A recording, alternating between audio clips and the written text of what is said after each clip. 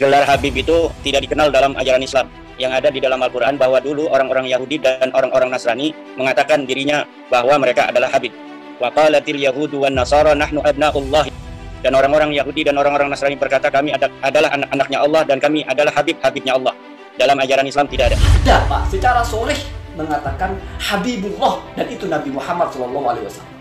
Ketika membacakan ayat wa qalatil yahudu wan nasara nahnu abna'ullahu ahibauhu, lalu turun hukum panggilan Habib itu adalah tradisi Yahudi, atau dalam Islam tidak ada tradisi, tidak ada ajaran panggilan Habib, itu yahtaju ilal ibarah. Kalau bahasa santri itu butuh ibarah, butuh ucapan ulama yang mendukung itu.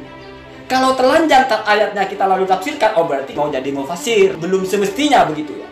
Jadi posisinya Kiai Haji Imaduddin ini masih mestinya itu nakil ya. Artinya yang menyampaikan kutipan saja, belum layak menjadi mudda'i, membangun teori istinbat dari Al-Quran. Tradisinya orang Yahudi, enggak ada orang Yahudi memanggil temannya Habib. Jadi dari mana bisa dianggap tradisinya orang Yahudi atau orang ajaran orang Yahudi? Orang yang pertama kali disebut Habib dalam hadis itu ya Nabi Muhammad SAW. Katanya kakek buyut kami, datuk kami, kata turunan Yaman nih, datang ke Indonesia bukan untuk menjajah kalian. Tuh, datuk kami datang ke Indonesia untuk mencetak para ulama. Andai tidak ada datuk kami, maka kalian masih menyembah pohon, menyembah kuburan. Sia nu ngomong kia, dengarkan gue kebersihan. Memeh imigran Yaman ke Indonesia, para wali turunan Rasul geus datang ke Nusantara tanpa perang, tanpa menghinakan anak bangsa pribumi ataupun bumi putra. Mereka sudah menyebarkan Islam dan berhasil mengislamkan Nusantara. Betul. Andaikan para wali Songo tidak lebih dulu datang ke Nusantara, niscaya kalian imigran Yaman tidak akan diterima di Indonesia, karena kalian cuma membawa menggadang-gadang nasab kalian saja. Maka di Indonesia ada cucu Nabi, di dunia ada cucu Nabi, tapi di Indonesia ini belum ada yang terbukti secara ilmiah bahwa dia adalah cucu dari baginda Nabi besar Muhammad sallallahu alaihi wasallam. Ada ustadz sekarang, ustadz zaman now, kiai zaman now, nggak percaya, katanya habaib di Indonesia itu nggak ada. Habaib di Indonesia katanya palsu, katanya belum terbukti secara ilmiah. Saya kalau mau bawa dalil kepanjangan sampai malam. Kalau dia bilang 3 hari 3 malam, kalau saya 1 bulan nggak habis kita bakal bahas.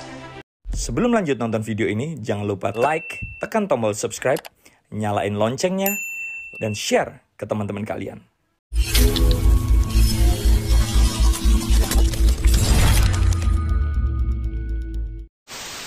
Bahwa Kiai Imaduddin Utsman Al-Bantani dilaporkan. Dengan melaporkan Kiai Imaduddin, ini membuktikan apa yang kita bicarakan selama ini, bahwa mereka kalah bacot pasti lapor. Ya, kalah bacot lah lapor. Ya, dan itu merupakan hal yang sangat baik sekali. Kita mau lihat nanti kelengkapan data mereka. Pasti nanti permasalahan nasab ini akan dibahas di pengadilan. Anggap saja untuk teman-teman yang mendukung Kiai Imad, itu merupakan sebuah titik terang buat kita semua. Karena nanti di pengadilan itu akan dijadikan sebagai untuk tempat membahas pernasaban. Ini luar biasa nih. Ya, kita mendukung ya. Kalau Kiai Imad dilaporkan ya. Oh, sangat mendukung sekali. Saya dulu gara-gara kalah bacot mereka saya dilaporkan juga. Nah, itu tanda-tanda gangster ini. Gangster didikan Petamburan ya seperti ini. Ya, nggak berani persekusi buat laporan polisi. Ya, seperti itu mereka. Nah, jadi si Bahar pengalihan isu tes DNA, pengalihan isu dia menafikan keturunan Wali Songo untuk menutup-nutupi kalau dia sempat dikritik oleh Habib Sepuh. Ya akhirnya buat drama ditembak supaya orang-orang pada percaya sama gerombolan mereka. Ya. Nah, si Kerah Baju tunggu, ada seasonnya nanti si Alwi. Si Alwi yang ngancam saya kalau membahas ikontel, saya bakal dipenjarakan dengan hukum tergantung 20 tahun. Ya. Jadi jangan coba-coba kalian ya. TIJ orangnya tidak dendam, cuman rambut TIJ yang jatuh ke lantai, kalian hitung aja per lembarnya, ya. Nah, saya rasa rambut saya ya sejumlah kalian. Nah, itu kalian harus bertanggung jawab semua. Kalah bacot main lapor, aduh. Saya nggak percaya mereka cucu Nabi. Gerombolan yang saya katakan ini, nggak percaya saya. Sama sekali nggak percaya. Semakin yakin, semakin kesini semakin yakin. Mereka adalah cucu Mufti Batavia, ya. Nah. Sekedar begitu aja. Berani nggak tes DNA? Berani nggak tes DNA? Islam datang, catat, dibawa oleh Wali Songo. Wahai pemuda-pemuda Garut, hai pemuda-pemudi Jawa Barat, hai pemuda-pemudi Pajajaran, hai putra-putri Siliwangi, hai putra-putri Sulawesi, hai putra-putri Maluku, hai putra-putri Papua, hai putra-putri Nusa Tenggara, hai putra-putri Bali, hai putra-putri Madura, hai putra-putri Tanah Jawa. Kalian adalah pewaris-pewaris negeri Indonesia ini.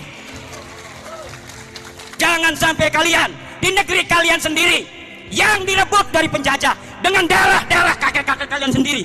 Kemudian negeri ini, kehormatan kalian, kalian gadaikan, kalian jadikan hal yang menghinakan. Daripada perjuangan kakek-kakek kalian sendiri, jangan menjadi budak dari bangsa-bangsa selain kalian. Assalamualaikum warahmatullahi wabarakatuh. Sobat-sobat dimanapun Anda berada, perseteruan antara Kiai Imanuddin dengan para habaib ternyata telah ada yang melaporkan kepada pihak berwajib. Yang pertama adalah pengaduan di Polda Yogyakarta, dan yang kedua ada di Polda Gorontalo. Untuk yang di Yogyakarta, sobat, dimuat di New Post Komando dengan judul tulisan "Bantah Keabsahan Keturunan Rasulullah, LBH Melati Suci, Polisikan Imanuddin", tertulis tanggal 18 Mei 2023. Lembaga Bantuan Hukum atau LBH Melati Suci Al-Mubarak bersama pengurus pusat Majelis Muhyin Nufus melaporkan Imanuddin ke Kepolisian Daerah Istimewa Yogyakarta, di mana ketua LBH ini yaitu Adi Sahlan SH menegaskan pernyataan maupun tulisan Imanuddin telah menimbulkan konflik sosial dan perpecahan di kalangan umat muslim di Indonesia, di mana dia menyatakan bahwasanya akar persoalannya adalah buku Imanuddin yang berjudul Menakar Kesahihan Nasab Habib di Indonesia, sebuah penelitian ilmiah yang diterbitkan Maktabah Nahdlatul Ulum Banten pada tahun 2022, bahwa melalui kajian akademis yang mereka lakukan, hasil penelitian yang dilakukan oleh Imanuddin sangat jauh dari sisi etika penelitian, apalagi sisi metodologi penelitian ilmiah yang lemah, dan mereka telah membedah klaim riset ilmiah yang dilakukan itu rupanya cacat secara metodologis. Dan di sini Sahlan juga menekankan seharusnya Imanuddin tidak menyampaikan baik dalam bentuk ceramah maupun tulisannya ke khalayak ramai yang awam, karena penelitian yang ia lakukan masih bersifat sementara dan belum final.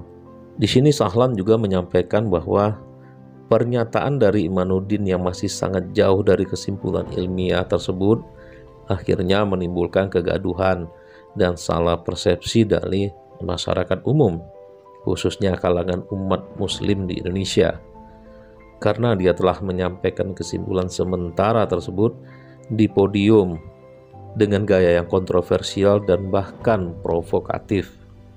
Dan segala bentuk pernyataan dari Imanuddin tersebut harus segera dihentikan, sebab hal ini bisa menimbulkan konflik sosial yang lebih luas. Jadi gitu sobat, ini adalah laporan yang dilakukan ke Polda Yogyakarta, karena ini berdasarkan kepada hasil penelitian dilakukan oleh Kiai Imanuddin dalam bentuk tulisan, dan ini seharusnya menurut mereka jangan dipublish dulu atau jangan dibuat dalam bentuk ceramah kepada khalayak ramai.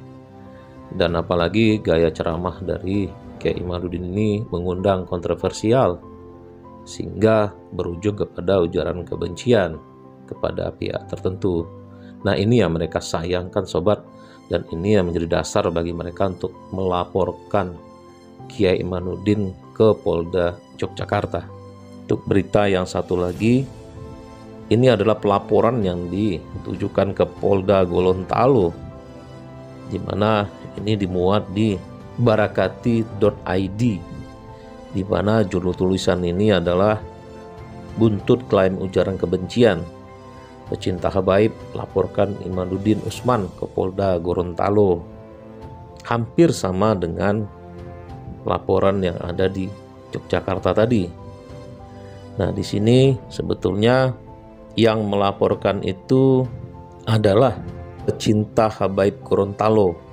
Nah, di sini pelaporan disampaikan pada tanggal 17 Mei 2023. Ini semua memang dipicu dari tulisan yang dibuat oleh Kiai Imanuddin, di mana mereka mengatakan bahwa pernyataan saudara Imanuddin masih jauh dari kesimpulan ilmiah, masih bersifat sementara. Imat tidak bertabayun dulu dengan ahli nasab dan pakar yang kompeten. Malah Imanuddin memilih menyampaikan kesimpulan sementaranya tersebut kepada khalayak ramai dengan gaya yang penuh provokasi, sehingga menjadi sebuah ujaran kebencian. Nah, di sini memang sobat, pangkal masalahnya dari dua pelaporan ini memang tulisan atau karya ilmiah yang dibuat Kiai Imanuddin, dan ini memang bersifat sementara, dan ini justru menjadi bahan ceramah bagi Kiai Imanuddin kepada khalayak ramai, dan ini tentu menimbulkan keresahan dan kegaduhan di tengah masyarakat, dan pada intinya juga menjadi ujaran kebencian. Apalagi pernyataan yang disampaikan saat ceramah tersebut terkesan provokatif sehingga menyudutkan pihak tertentu, dan ini tentu membuat keresahan dan kegaduhan di tengah masyarakat. Demikian sobat berita pelaporan terhadap Kiai Imanuddin.